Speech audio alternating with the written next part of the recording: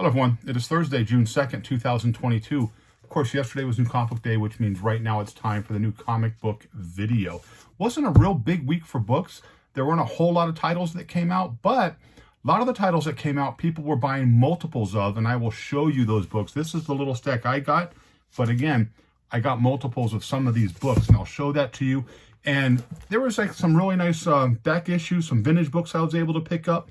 So I'm going to show you that as well. So let's jump right into the books, shall we? First one up, Batman Annual 2022. This right here. Sorry about the glare. Amazing Spider-Man #2 variant edition. Pick this one up here. I don't think this is a new one. I'm not sure. I can't remember. I haven't been really reading a lot of the Spider-Man, but I'm not sure about that one.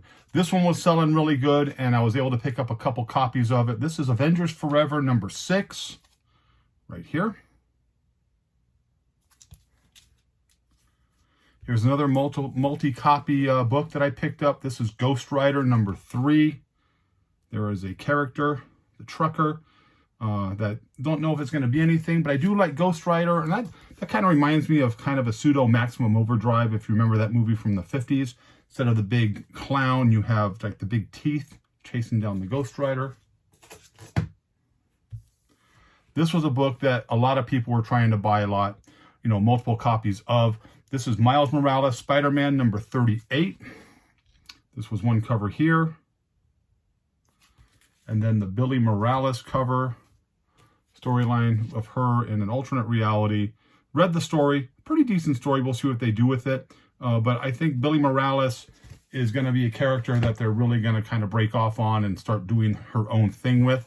So early issues of that, and there's a lot of people specking on that book, because if you see a lot of the early Billy Morales stuff, when she was a baby in the crib, things like that, are starting to sell really, really fast, and it's going up a lot. So there is that. Gunslinger Spawn #8. Picked this up because I thought the cover was really cool. I'm a huge Western fan, and I just thought that was, kind of a cool little, showdown cover. We've got the gun in his hand.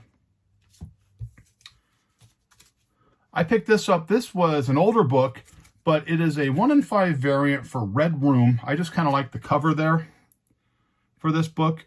This is a book that you either love or you hate. Now, I love this genre. We discussed that, all the time with the horror genre. I like the book, and there's even some stories in there that you read that's like, not real wild about it. But I do overall, I like the book, and I just saw this cover. I got it, for like $3, and I couldn't pass that up. Really cool looking cover. Personal collection book right there. Bloodstained Teeth #2. Picked this one up as a cover purchase. Of course, this is a Frazetta homage cover. This is, Frank Frazetta's Death Dealer. Now, that's a very, familiar image. It's an iconic image from the 70s. Band Molly Hatchet had used a lot of Frazetta's artwork on their albums. Just a really cool looking book. I just thought I'd pick that up because I thought the cover was really, really nice. And my pick of the week, if you haven't had a chance to pick this up, and this is another one that was selling really, really good, and I think I got I got a variant there of it. Here is The Closet #1. This was the A cover here. This was the only cover I think they really came out with for this book, except for, variants. So I got this one here. This was selling really good. The story was good. And then I picked this up.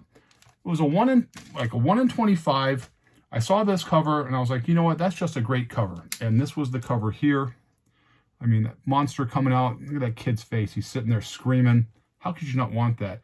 I very seldom pick up ratio variants. This was a 1 in 25, like I stated. But I saw that, and I'm like, you know what? That's a personal collection book right there. That's a PC book, and I'm grabbing that all day long. That's just a great-looking book. Kid is absolutely terrified. So that was it for the new pickups this week.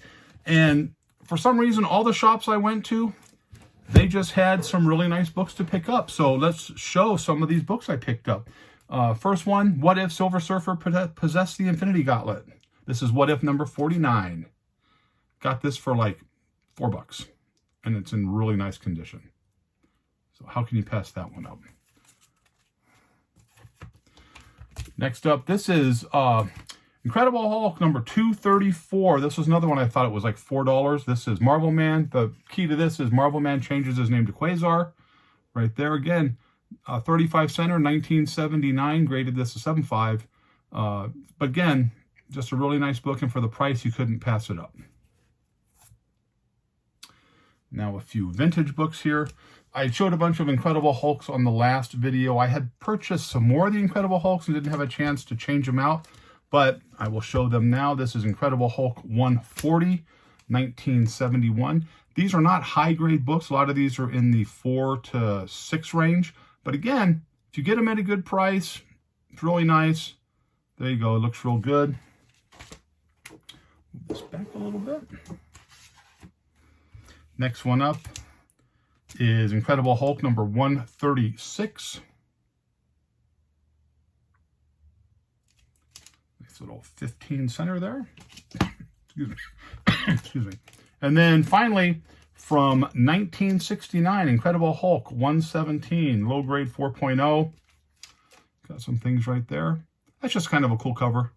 You know, big robot right there. There was that. That's what some of the Incredible Hulks I picked up last week, and then the books I picked up this week. Something that I normally don't pick up, but a couple of covers that I really liked on this. The first one is Millie the Model, number 135, with their little take on the Beatles right there. You can even see where it's cooler than the Beatles, kookier than the Kinks. This is like the Gears, they call the band, but it's just a Beatles knockoff, 1965, at the height of the Beatles right there. Really good. Lower grade. Again, these are not in high grade condition. And then I got Millie the Model, only because I thought the cover was really funny, from 1959. The fish there taking a picture of Millie. And, you know, this guy's looking like, what the hell are you doing there, fish? So again, I think this is like a 3.0. But these books, they're hard to find in decent condition because, as you know, comic books back then, the girls just didn't really, you know, there was little like doll clothes and stuff in here all the time, or little posters, and the girls would cut them all out. So I found that, and I just thought the cover was funny. Like we stated before many times on this channel, if I see a cover that just kind of makes me laugh, or I just think is a cool cover, I'm going to buy that all the time. Here's another one of those that I did. This is from 1951, low grade. It's a Pep Comics number 86, but early appearances of Betty and Veronica right there. Got Archie, got Jughead. So it's a pretty nice little, you know, home run right there with the 4 main characters on, you know, Archie. It's a Pep Comics. It's 1951, so it's pre-code. It presents real nice. You know, it's a nicely presented cover. Although it does have several issues with the book, but again, just a really nice looking book. Okay, next up, I was able to pick up some Avenger books that I was very happy with. First one up here, from 1966, Avengers number 29. Got these all at a really good price, what I thought was a good price for them. They present really well. There's good color on it. That's what matters. Again, not high-grade books, but decent enough. All mid-grade stuff. This is number 31. There's that there again. Presents really nice. And of course, Mylar always adds a little extra pizzazz to it. So there is that.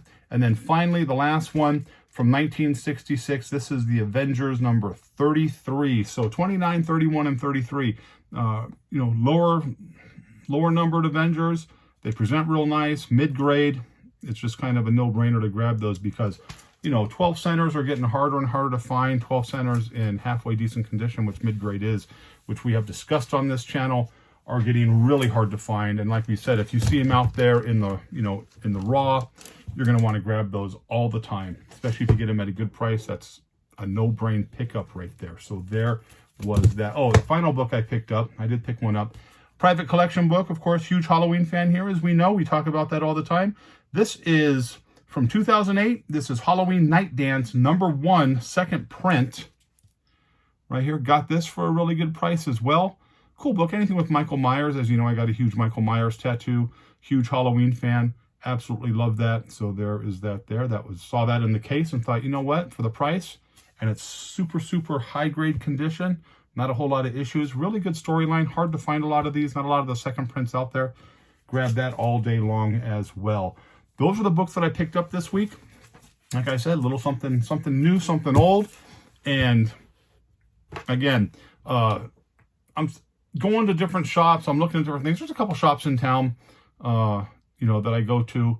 Cosmic Comics is my main go-to shop. Brian and the gang over there always do a really nice job of having good books and being real good to their customers. And then, Fandomverse I go to, and I pick some stuff there at Fandomverse.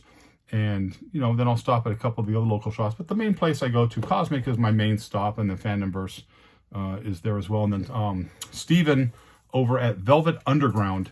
I think Steven orders every type of book that comes out. And he's always treated me nice. He's always been good to me. So I will always go there and buy some books from Steven at Velvet Underground. So there was that. I got a lot of messages on my video last week as it relates to the CGC. And I'm sure a lot of you have seen the amount of additional videos that have been coming out as CGC continues to discuss other things that they're going to do.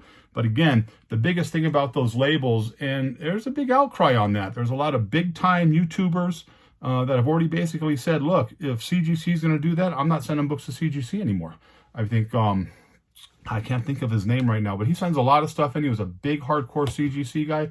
And he basically said in his last video, look, if this is what's going to happen, I'm just going to start sending my stuff to CBCS because it's just, CGC is now starting to get lazy and it is becoming an obvious money grab if you're not even going to put, defects on the labels like you're supposed to. That was the whole idea. If a person gets a book slabbed, a long time ago, CGC was always saying, buy with confidence, because if you buy a book, it's going to tell you everything on that label that's wrong with the book so you know what you're getting and there's no hidden agenda. Well, now there's a hidden agenda because now they're taking away all that stuff, and they're supposed to be okay with that. And the way they worded it was, people that are prominent in the community. When you say things like that, you spoke to prominent people, basically what you're saying is the general customer doesn't really matter, but the bigwigs that are sending the big books in, all the books in there. And I know some people that send huge amounts of books in there. They're the ones that are going to make the market. They're the ones that are going to sit there and say, don't do this, don't do that. Give me a little extra bump on those grades, because I know you've all seen them.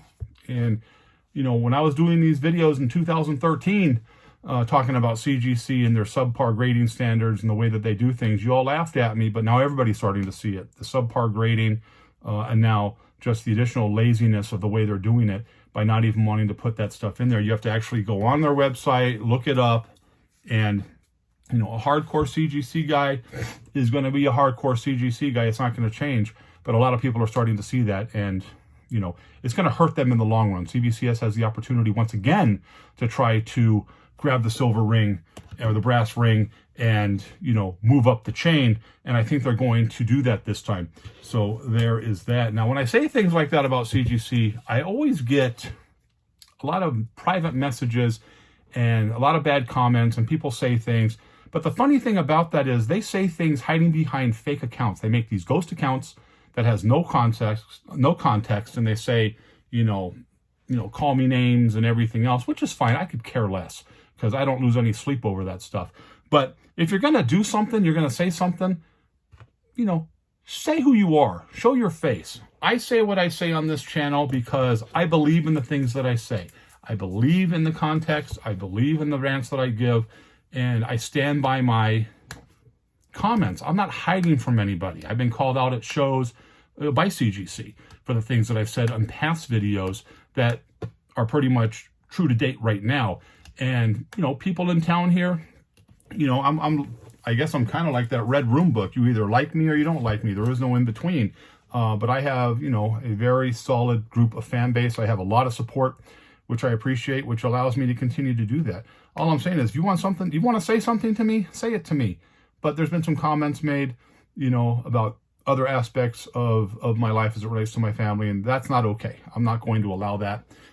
So please, you want to bash me, you bash me all you want. I don't lose any sleep over it, but keep my family out of it, because then it becomes personal, and I am not the person who you want to be on the wrong side of the wall with. Trust me on that. Just leave it at that. So thank you for that. I get a lot of questions about the shows that are coming up. When my next show is. There is a show August 27th or 28th, I believe. It's the second show in the Old School Comic Con that we did at the library on here on Cheyenne, and very successful. Again, that was on a Sunday, and it was fantastic. It's a 4 or 5 hour show. A lot of people showed up. A lot of people had fun. I've heard no negatives about that at all. Everybody had a good time, because it's just a bunch of comic book people getting together in the community and doing that. And then there is going to be another show. There's going to be probably 2 more old school Comic Cons. I think there's going to be one in August, like I stated, August, which is put on by another group of collectors, and I'm looking forward to doing that show. And then there's going to be another one, I believe, either in, I think, late November or first week in December, Old School Comic Con. And then there is a warehouse show that happens every, a couple times a year, and I'm going to do that one. So hopefully what it's going to look like for me next year, we'll use 2023 as the guide, since we're already almost halfway through 2022, but technically there should be 3 more shows I'll be doing this year. But what you really want to have is, I'll have my 2 garage sales here at my house, which I've done, this year already. There'll be 2 shows there, and then you do the Flamingo show at the library, the big local show at the Flamingo Library every year, which is usually the first week of November. That show is going to be there. That's always a really good time. So that would be 3 shows, and then if we're doing the quarterly shows for the Old School Comic Con, which is the Hope, that's 7 shows, and then the 2 warehouse shows that they have every year at an alternate location over by the Orleans Casino.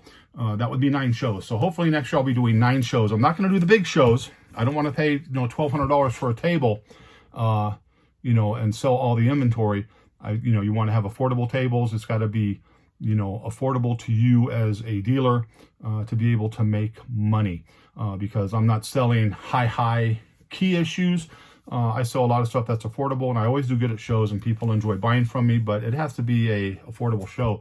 And I've looked at a couple of the bigger shows, and you're just paying too much for a table right now, where you got to spend your first $800 or $900 is going to table fees, and it's just not worth it. Even though there's a ton of people there, there's a lot of people at some of these shows that they're really not looking at the comic books. They're doing more of the cosplay. They want to see the the guests and get the autographs from the artists, which everybody does. I mean, I understand that. But I mean, our whole thing is comic books, and that's why the Old School Comic Con that we did a couple of weeks ago, or about a month ago, worked out so well, because it was all comics. There was no fluff, just all book. And like I said, the feedback was really good. So I'm looking forward to moving forward with that, because all the shows I mentioned are all comic books, basically, except for the big library show on Flamingo. So again, kind of a rattle-on video. But again, the feedback I got on that CGC video last week, a lot of people were saying, I watched some of those videos, and you're right. It's just ridiculous. Now everybody's starting to kind of see that. And again, I've been spewing that for 10 years, since 2013, as it relates to CGC and the grading industry. You want to get some books graded, and I've got books graded. I got a whole box of graded books here that I've shown on this channel already. If you want to get books graded as it relates to protecting vintage books and trying to keep the golden age books that you have in the condition that they're in, 100% understandable. It's just someone going out and buying this book and immediately sending it in to get graded. That's what I don't agree with. So there was that. So again, kind of a short video today, less than 20 minutes. They've been kind of long lately, but I'm tired, and that's where we're at right now. So again, I hope you like the new books. I hope you like that. If you haven't had a chance to pick that up, pick that book up, because I think it's going to be something. And then once again, I'll show you that wicked looking variant. I just love that variant. Those of you out there like the horror genre probably agree with me. Again, that kid's face is just classic right there, screaming. Because if I was his age and something was coming at me like that, I'd be screaming too. So there was that. So I hope you liked the video. But as always, if you didn't, nothing I can do for you. Have a great day. If you're not a subscriber, please subscribe and hit the little bell if you know the notifications are coming out. I appreciate everything you guys do. I appreciate you allowing me to spend some time with you every week. And I will see you real soon.